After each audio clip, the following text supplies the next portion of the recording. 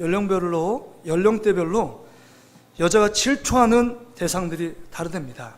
10대는 얼굴도 예쁘고 공부도 잘하는 여자를 시기한대요. 얼마나 믿겠어요. 얼굴도 예쁜데 공부도 잘합니다. 모든 남자들의 10대 청소년들의 선망의 대상이겠죠. 20대 성형수술했는데 티도 안 나고 예쁜 여자, 이게 시기의 대상이고요. 30대 결혼 전 오만 짓 다 해도 시집만 잘 가는 여자, 무슨 말인지 모르겠어요, 이게 오만 짓이라는 게.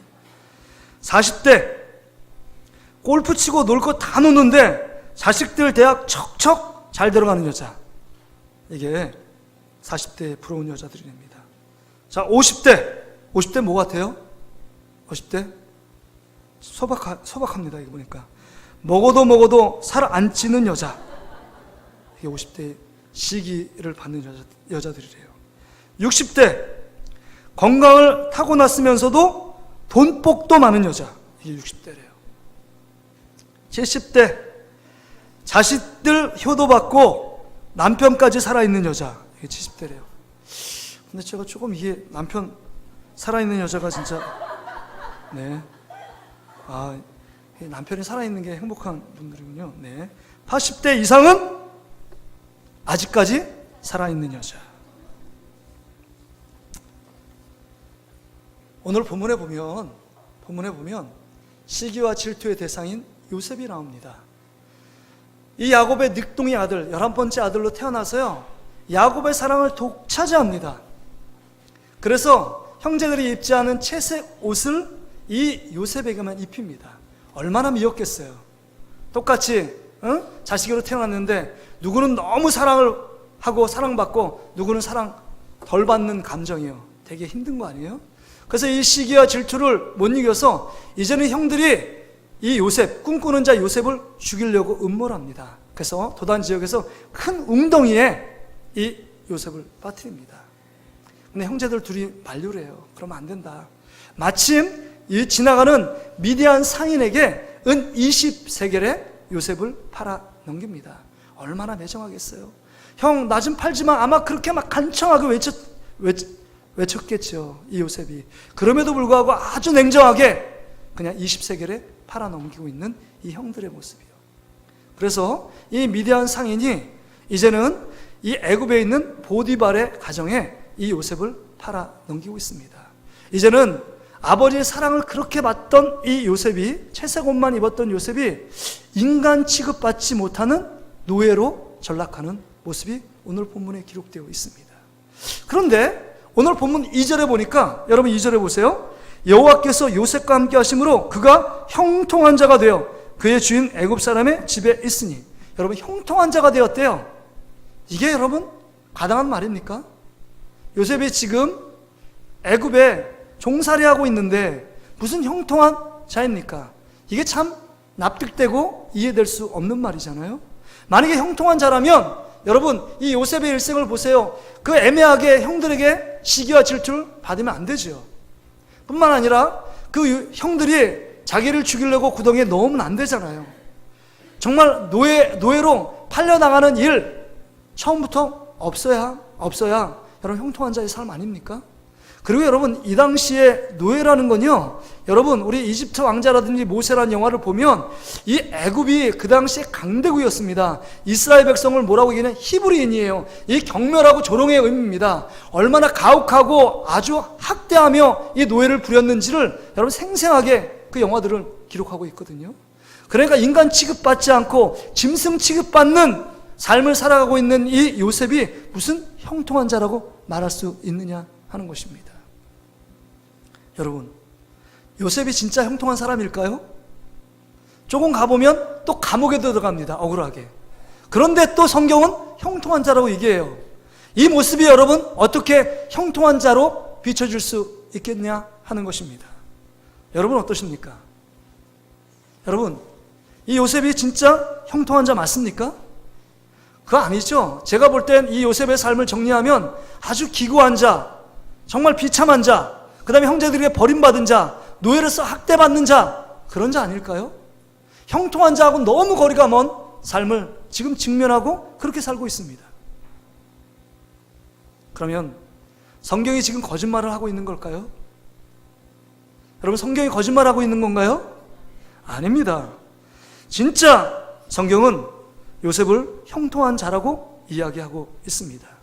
근데 왜 우리가 이렇게 지금 앞에서 이런저런 이유로 형통한 자라고 생각하지 않는 이유가 뭘까요? 우리가 이해하는 형통과 성경이 말하는 형통과 다르기 때문입니다. 우리가 이해하는 형통은요, 일반적인 형통이에요. 사전적인 의미로 우리의 뜻하는 모든 것들이 술술 잘 풀리고 진행되는 것, 이게 형통이라고 정의합니다. 근데 성경이 말하는 형통은 뭐냐?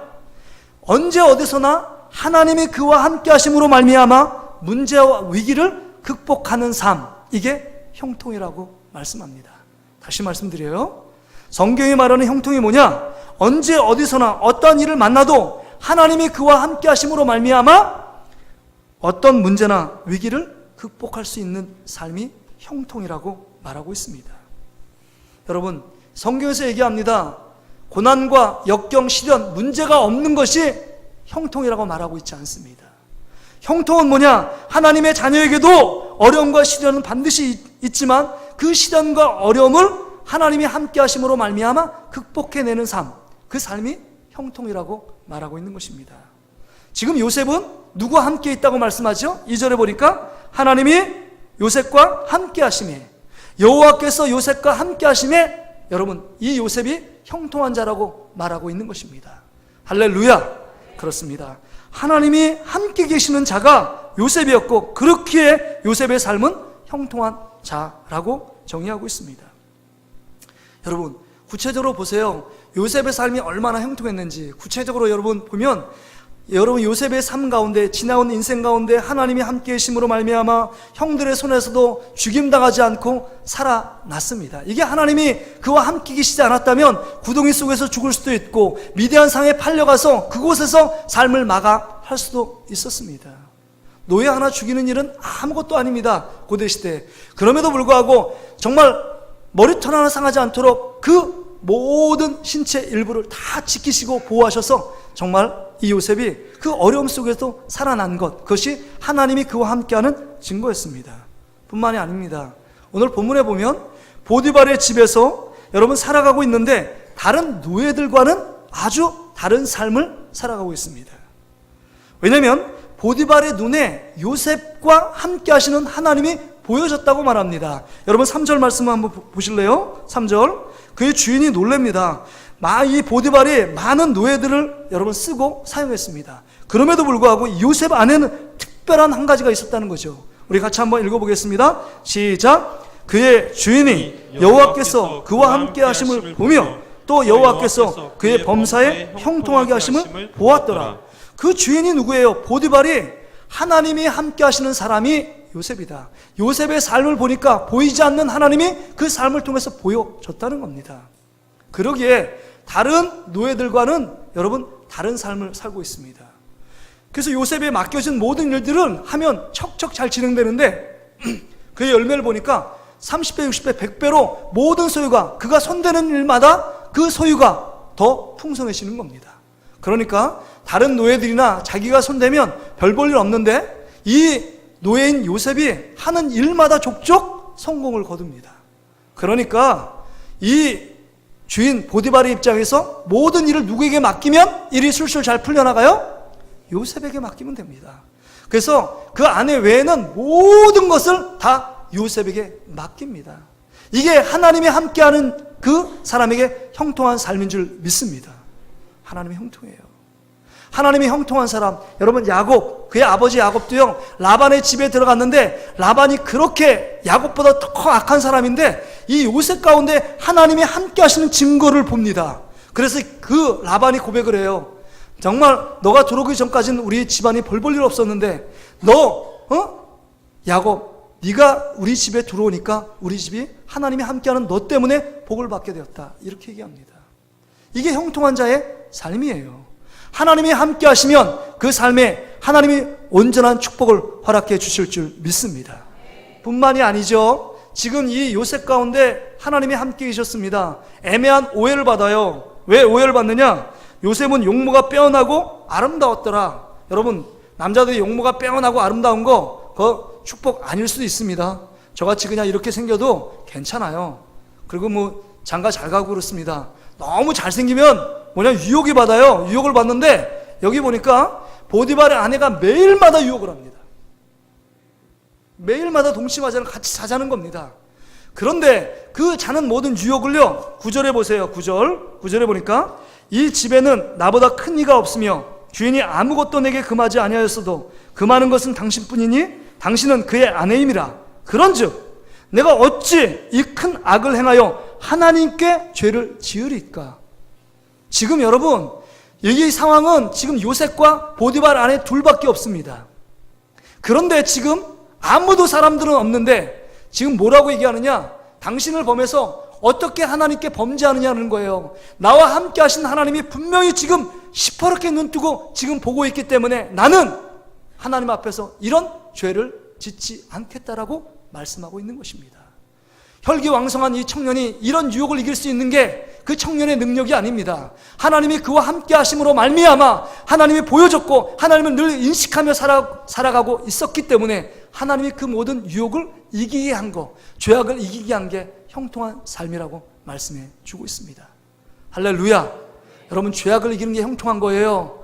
여러분, 뭐 부를 얻고 대박이 터지고 손대는 일마다 척척 되어지는 거, 이것만이 형통한 삶이 아니라 하나님이 우리와 함께 계셔서 우리의 구체적인 삶 가운데 작은 일이든 큰 일 가운데 죄의 유혹 가운데 이기는 것, 이게 형통한 삶이라고 말씀하고 있는 겁니다. 또한 여러분, 이 오해를 받아서 자기는 아무 잘못도 없는데 강간범으로 몰리게 됐습니다. 아내가 뭐라 했냐면, 이 보디발의 아내가 이 요셉이 나를 겁탈하려고 지금 방에 들어와서 이 증거로 자기 옷을 버리고 도망갔습니다 라고 얘기하는 거예요. 여러분, 이거는 누굴 들어도 지금 옷도 있으니까 여러분 보디발이 믿을 거 아니에요. 보디발의 가문의 그 체면 때문에 아마 이 보디발 아내가 거짓말을 했어도 그거에 대해 합당하게 요셉의 죄를 물을 수밖에 없는 상황입니다. 그런데 이런 그 보디발의 분노가 있을 거 아닙니까? 노예는 여러분 인간 이하의 취급을 받아요. 재산 목록입니다. 팔고 싶으면 팔고 죽이고 싶으면 죽을 수 있는 그런 상황에 인권이 없습니다. 그러면 보디발의 분노가 있었다면 그때 여러분 요셉이 살아남을 수 있었을까요? 없었지요. 하나님이 그와 함께 있어서 은혜 베푸시지 않았으면 여러분 보디발의 분노 가운데 여러분 죽임을 당했어야 마땅했을 겁니다. 근데 왜 보디발이 죽이지 않았을까요? 3절 말씀을 기억하세요. 이 요셉 가운데 하나님이 함께하는 증거가 있었기 때문에 그를 살려두고 어디에 쳐넣습니까? 감옥에 쳐넣지요. 왕의 신하들만이 들어갈 수 있는, 자기가 관리하고 있는, 친위대장인 자기가 관리하고 있는 그 감옥에 이 요셉을 넣습니다. 2년 동안 넣어요. 2년이라는 세월은 이 보디발의 분노가 다 사라지는 시간이고, 이 보디발이 그 모든 오해를 해결할 수 있는 시간이었습니다. 2년 동안. 그래서 여러분, 앞으로 요셉이 애굽 총리로 등극하는데 누가 가장 결정적으로 여러분 기여를 했을 것 같습니까? 그거에 풀렸던 술 맡은 관원장이 여러분 그 도와줬을까요? 그건 청거만 한 거죠. 친위대장이 여러분 신분조회 다 하지 않겠어요? 여러분 대통령 만나면 여러분 그냥 못 갑니다. 여러분 보에 주위의 모든 신분을 조사합니다. 대통령에게 위할 자인가 아닌가 라는 신분을 조회해요. 그럼 여기에 친위대장인 이 보디발이 딱 얘기해서 그 요셉 안 됩니다 한마디 하면 총리 대신 못 됩니다. 비서실장이 그렇게 얘기하는데요, 비서실장의 그 말이 추천하느냐 아니면 거절하느냐에 따라서 총리 대신에 입각하느냐 아니면 퇴각하느냐에 달려있어요.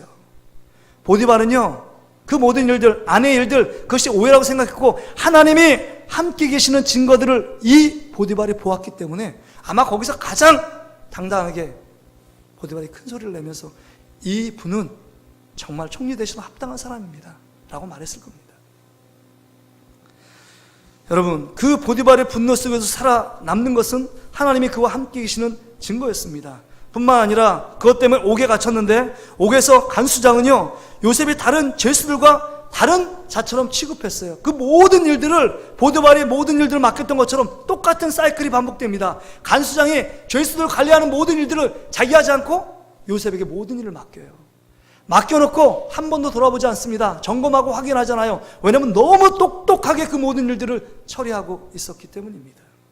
이게 하나님이 그와 함께하는 형통한 삶의 증거입니다. 사랑하는 성도 여러분, 그렇다면 지금까지 말씀을 들으면서 여러분들은 형통한 사람입니까? 아니면 불통한 사람입니까? 대답을 못 하시잖아요, 이렇게. 여러분, 왜 이렇게 당당하게 나는 형통한 사람이라고 말할 수 없는 이유가 뭡니까? 형통에 대한 잘못된 생각에 사로잡혀 있기 때문입니다. 예수를 믿어도 형통한 삶을 세상적인 세속적인 형통함으로 이해하고 있기 때문에 나는 형통하지 않다라고 생각합니다. 우리가 원하는 형통은요, 어떤 어려움도 없는 거예요. 또 우리가 이해하는 형통은요, 문제가 술술 풀려나가는 겁니다. 자식들이 대학에 척척 잘 들어가고 취업 잘 되고 청년 실업이 정말 힘든 이 시간에 취업 잘 되고 그 다음에 좋은 신랑감, 아름다운 신부 만나서 결혼 척척 잘하는 것, 이게 형통이라고 생각을 합니다. 뿐만 아닙니다. 부족함이 없고 그 다음에 정말 풍성하게 넘치는 것이요, 그래서 손대는 것마다 대박이 터져가지고 돈대발을 맞고 부유하게 되는 것, 이게 형통이라고 생각합니다. 마지막 한 가지,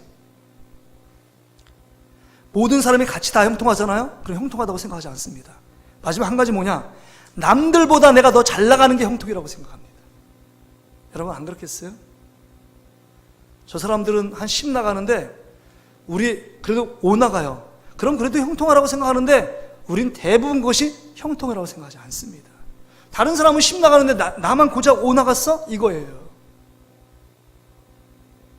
이런 개념을 갖고 있기 때문에 우리는 늘 불통하다고 생각하고 불행하다고 생각하고 어렵고 힘든 삶을 살아가고 있다라고 생각합니다. 그래서 당당하게 나는 형통한 사람이다 이렇게 말할 수 없습니다. 신앙생활 하는 우리들의 삶을 보세요. 조금 모든 문제가 꼬이면 왜 나에게 이런 문제가 있어? 라고 원망하며 불평은 했지, 이런 어려움 속에서 하나님이 나와 함께 계시기 때문에 이 어려움 통해서 더 큰 하나님의 계획을 갖고 계실 거야 라고 감사했습니까? 그렇지 않잖아요. 오늘 말씀을 들으면서 이 생각할 겁니다. 아니 목사님, 하나님이 우리와 함께 계신 거 알아요. 나 그거 믿어요. 근데 하나님이 함께 계시는데 나에게 어쩌면 이런 어려움 만나게 하고 이런 고난 가운데 저를 빠뜨려 두셨습니까? 정말 해결할 수 없는 이 문제에 직면하고 봉착해 보니까 하나님은 안 계신 것 같은데요. 하나님이 나와 함께 계시지 않는 것 같은데요. 이렇게 말할 수 있는 분도 혹시 있을 줄 모르겠습니다. 하나님이 안 계신가요? 여러분 주위에 하나님이 함께 계십니까? 아멘? 이쪽에는 대답이 없으세요. 일주일 너무 힘들게 사셨나 봐요. 지금 불통하다고 생각하고 왜 나만 불통한가? 누구는 형통하고 누구는 그렇게 잘 나가고 엎어져도 뭐 떡이 나오고 막 이러는데 왜 지금 나는 이렇게 깨지고 사면초가 그 다음에 자충우돌로 내가 살고 있을까? 이런 생각하고 계시다면 이 시간 여러분 하나님 말씀을 들으셔야 합니다. 하나님이 우리와 함께 계신 줄 믿습니다. 끝까지 우리와 함께 계신 분이 하나님이라고 말씀하고 있습니다. 이것을 확신하고 믿는 자는 형통한 삶을 누리고 있는 자예요. 마태복음 28장 20절 마지막에 세상 끝날까지 너희와 함께 하신다고 분명히 약속하고 계신 줄 믿습니다. 하나님이 우리와 함께 계시기 위해서요, 예수 그리스도를 십자가에 보내주셔서 정말 살을 찢고 피를 흘리시고 그 다음에 죽게 하셔서 우리와 함께 동행하시고 우리와 함께 하시기 위하여 예수님까지 내어주셨습니다. 그 하나님께서 우리 삶 가운데 예수 그리스도를 믿는 모든 자들 가운데 성령님께서 우리 마음 가운데 내주하시고 함께 하시는 줄 믿습니다. 여러분이 이 자리에 나와 하나님께 예배드리는 것은 하나님이 우리와 함께 하시는 증거인 줄 믿습니다. 여러분 의지와 여러분의 노력으로 나온 거 아니에요. 여러분 의지와 노력 가운데 성령님께서 여러분을 이 자리에 보내주시지 않으면 올 사람이 한 명도 없습니다.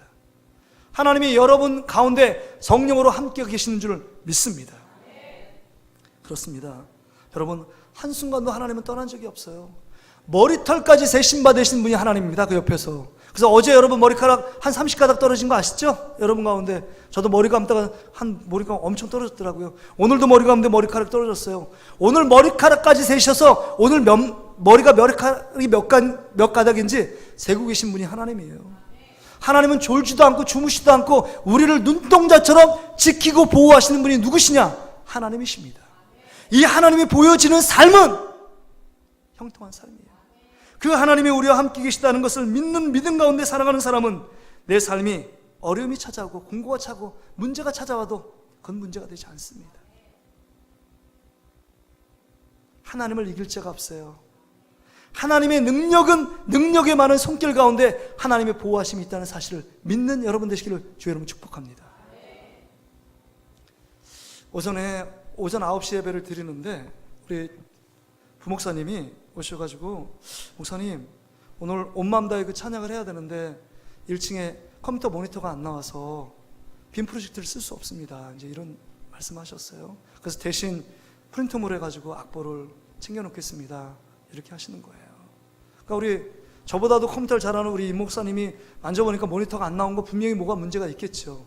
그래서 컴퓨터가 잘하는 전문가인 우리 김영대 성도님 있거든요. 박혜정 성도님 같이 부부인. 그래서 일부에 나오시니까 전화를 드렸대요. 와서 이것 좀 고쳐달라고.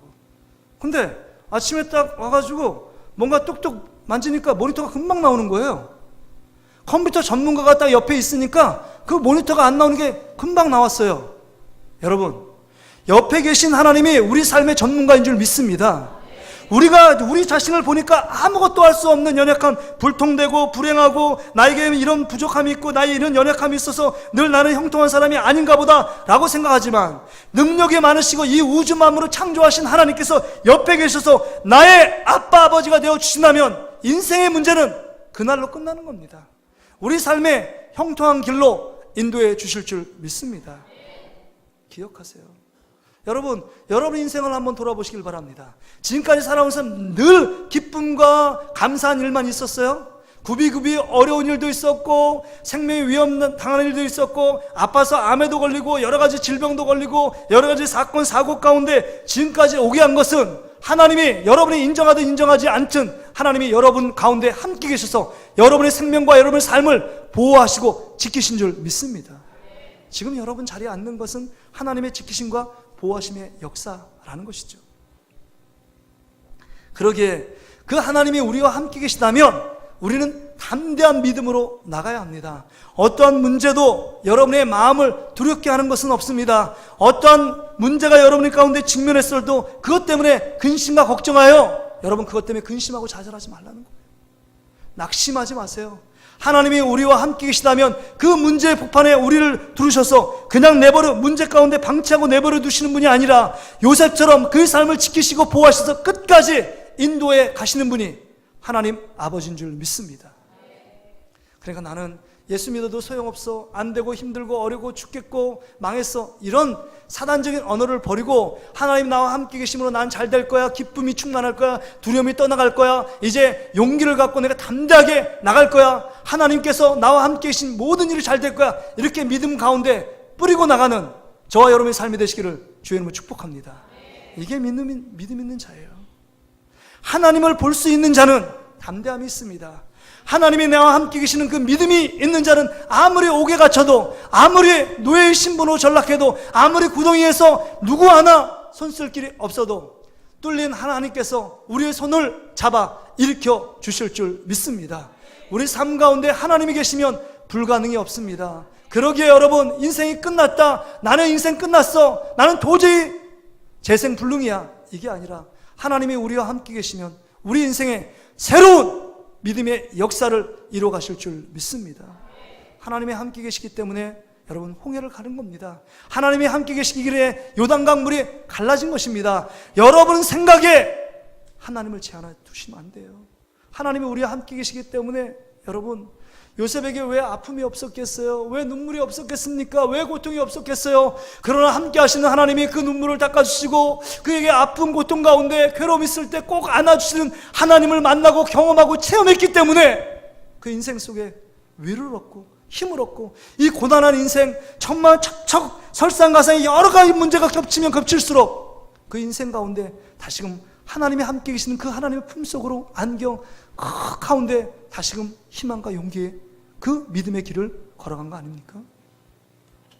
여러분, 하나님이 함께 하시는 사람은 마침내 더 좋은 결과로 인도하시는 분이 하나님이십니다. 지금 여러분이 여러 가지 고난, 어려움, 다른 사람이 말 못하는 그 문제 가운데 직면해서 부딪혀서 그거 겪고 있어서 이 문제를 어떻게 해결하나 고민하고 있을지라도 여러분 기억하세요. 나는 하나님이 함께하는 형통한 자야. 반드시 이 문제를 역전시키고 반전시켜서 해피엔딩으로 끝나게 하시는 분이 하나님 아버지인 줄 믿습니다.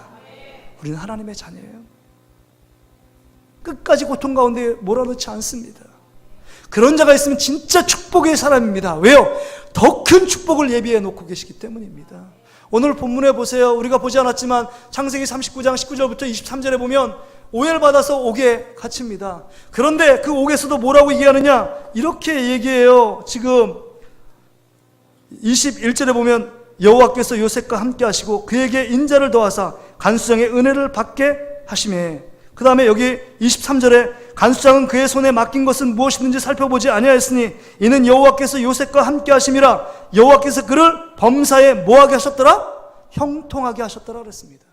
여러분, 왜 형통하게 하셨을까요? 감옥의 장소가 무슨 형통합니까? 여러분, 그 감옥 속에 있어야 될 이유가 있어 하나님이 몰아가신 거 아닙니까? 감옥에 있어야지만 술 맡은 간원장의 꿈을 해먹하고 마침내 여러분 그 애굽의 총리 대신으로 입갑시키기 위하여 하나님께서 그 길을 열어놓고 하신 겁니다. 고난 뒤에 반드시 하나님께서 해피엔딩으로 끝나도록 만드시는 그 함께 하시는 하나님으로 말미암아 그 요셉의 인생이 형통한 인생으로 끝나게 된 것입니다. 할렐루야! 여러분, 그걸 기억하세요. 옆 사람과 한번 믿음으로 고백할까요? 자, 우리는 형통한 자입니다. 왜요? 물어보세요. 하나님이 우리와 함께 하시기 때문입니다. 고백합시다. 하나님이 우리와 함께 계시기 때문입니다. 하나님이 함께 하시는 인생은요, 마지막까지 하나님께서 책임져 주시는 인생인 줄 믿습니다. 여러분 안에 그 근심 걱정을 꽁꽁 묶어두지 마시고 하나님께 맡겨야 돼요. 모든 무거운 짐을 주님께 풀어야 합니다. 제가 다른 성도나 다른 교회 얘기하지 않는 여러분만, 우리 성도들만 전해주는 특별한 더 형통의 축복을 비결을 알려드릴게요. 듣고 싶으시죠?